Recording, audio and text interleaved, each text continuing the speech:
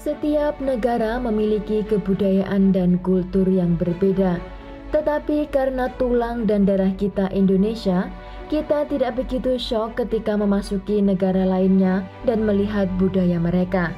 Karena Indonesia sendiri sudah memiliki berbagai ragam budaya, adat istiadat, kultur, bahasa, dan berbagai agama. Dan mereka semua berjalan berdampingan untuk mewujudkan kesejahteraan bangsa kita. Halo semua, selamat datang di channel kami, Jurnal Kriminal bersama saya Atika Walu. Bagi Anda yang menyukai pembahasan tentang kasus-kasus kriminal, misteri, horor, kami sengaja membangun channel ini untuk Anda.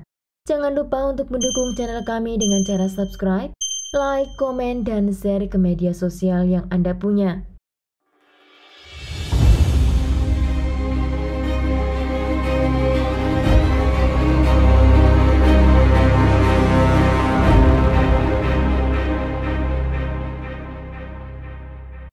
Kali ini saya akan berbagi sebuah budaya dari negara Afrika, di mana kultur ini mengingatkan pada kampung halaman saya, yaitu Jawa Timur.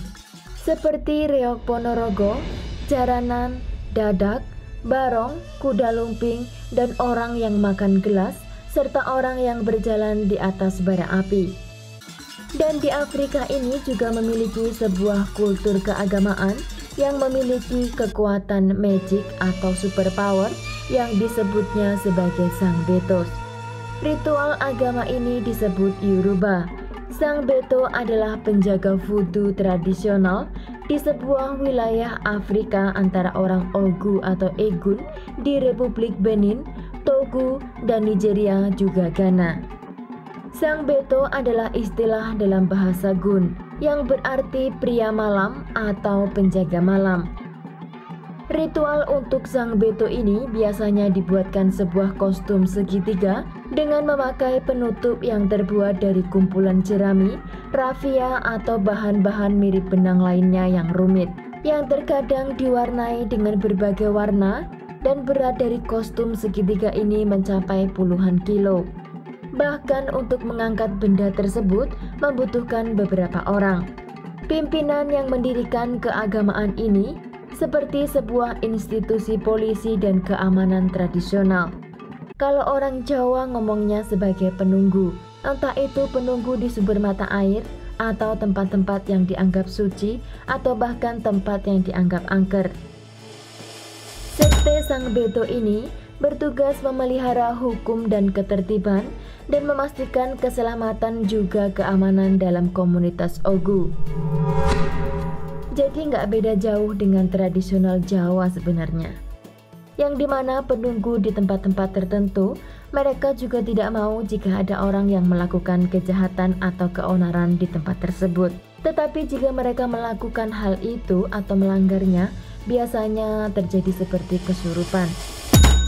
Menurut warga Afrika sana, mereka yang memuja Sang Beto ini, makhluk ini sangat diagungkan karena bertindak seperti pasukan polisi yang tidak bisa dilihat oleh mata telanjang kita. Dan warga Afrika sana sangat memuja makhluk ini. Sebagian ruh dari makhluk halus ini akan menari di dalam sebuah kostum dengan suara musik yang dimainkan oleh para pemujanya. Mereka telah melakukan ritual ini sejak ratusan tahun lalu dan masih dijaga kemurniannya sampai hari ini. Dan makhluk-makhluk ini biasanya berpatroli di jalan-jalan, terutama di malam hari, untuk mengawasi orang-orang dan harta benda mereka.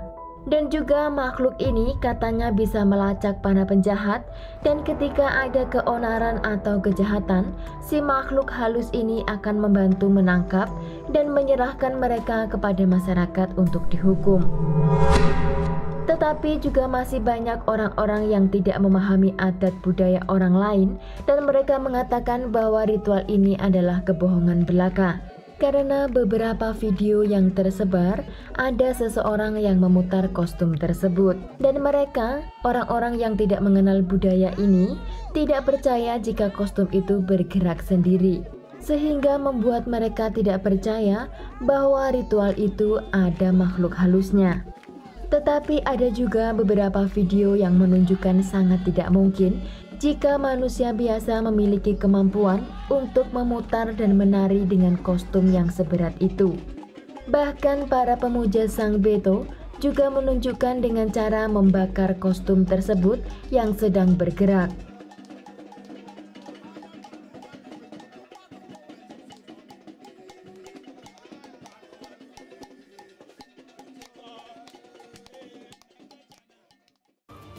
Dalam sejarah tentang roh ini, awalnya makhluk-makhluk ini dijadikan sebagai senjata untuk menakut-nakuti musuh, di mana banyak suku lain dari luar yang akan menghancurkan suku mereka.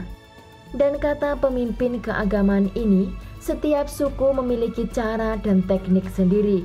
Dan ketika orang yang ada di dalam suku itu tidak bisa menyelesaikan masalah mereka, maka makhluk halus ini membantu untuk menyelesaikannya. Dan itu katanya memang berhasil, apalagi ketika ada peperangan di wilayah tersebut. Musuh mereka kabur tunggang-langgang karena mendengar suara-suara yang aneh, dan makhluk ini mengganggu mereka secara tidak kasat mata. Sang Beto ini akan berkeliaran di jalan-jalan dan mendeteksi pencuri juga penyihir, dan untuk melindungi hukum dan ketertiban di suku tersebut. Mereka juga bisa mengalami kesurupan, dan menurut tradisi di sana, memungkinkan bahwa tubuh mereka ini dihuni oleh roh-roh yang ingin menyampaikan suatu pesan kepada orang-orang di sana atau orang-orang tertentu. Legenda Ogu mengatakan bahwa 100% tidak ada manusia di bawah kostum itu. Yang berada di dalam sana dan menari-nari itu adalah roh malam atau yang disebut Sang Beto. Dan di hari-hari tertentu mereka mengatakan akan membentuk suatu perkumpulan rahasia yang hanya dapat dihadiri oleh Sang Beto dan pemuja-pemuji voodoo. Seperti video-video ini biasanya diambil pada momen di saat mereka melakukan ritual yang disebut topeng Baili Sang Beto. Yang lebih populer ritual itu diadakan di Porto Novo, Republik Benin, dan di Aijo, Lagos juga Nigeria. Di bagian Nigeria, acara ini biasanya dilakukan pada bulan Juli dan pada bulan Agustus, yang dimana acara ritual ini berlangsung selama 9 hari. Dalam ritual tersebut, para pemuja Sang Betos akan memberikan sesajen seperti binatang dan darah, lalu meletakkan sesajen itu di dalam sebuah kostum tersebut, dan mulailah kostum itu berdansa dan berjalan. Bahkan menurut pemimpin keagamaan itu, mereka juga akan berkomunikasi dengan pemujanya. Tetapi ada yang lebih super power lagi dari Sang Betos. Makhluk ini disebutnya sebagai Sang Hulu, di mana dia adalah raja dari makhluk Sang Betos. Dan Sang Hulu ini hanya akan muncul setiap 3 tahun sekali.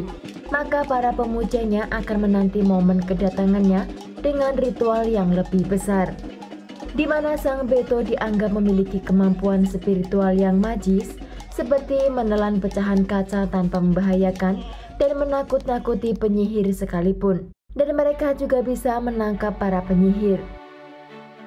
Sang Beto mengatakan bahwa dia memiliki kekuatan dan mereka telah mendiami bumi ini jauh sebelum munculnya manusia. Dan mereka memberikan sumber kebijaksanaan dan kelangsungan hidup bagi orang-orang Ogu.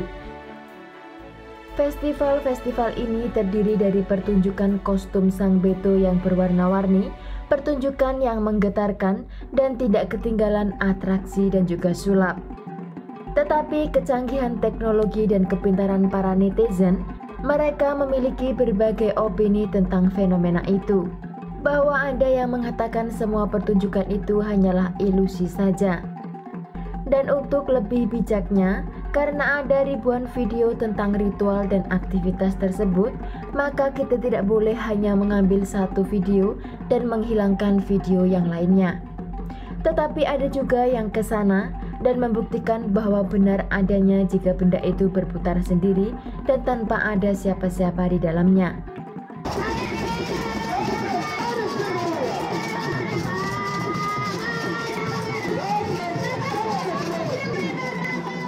Juga tentang penari terbang yang ini, banyak dikomentari jika dia sebenarnya tidak melayang di udara, tetapi dia sedang melakukan atraksi di atas tali.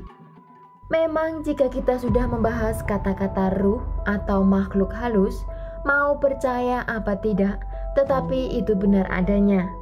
Karena bagaimana kita mau membuktikan bila spirit itu sendiri adalah makhluk yang tidak kasat mata? Dan saya percaya setiap agama itu memiliki superpower untuk menunjukkan kekuatan dalam kepercayaan mereka dengan ritual yang berbeda pula. Sebagaimana orang Kristen dan Islam menangani orang yang sedang kesurupan, mereka memiliki jalan dan teknik yang berbeda. Tetapi di sana juga melibatkan makhluk yang tidak kasat mata.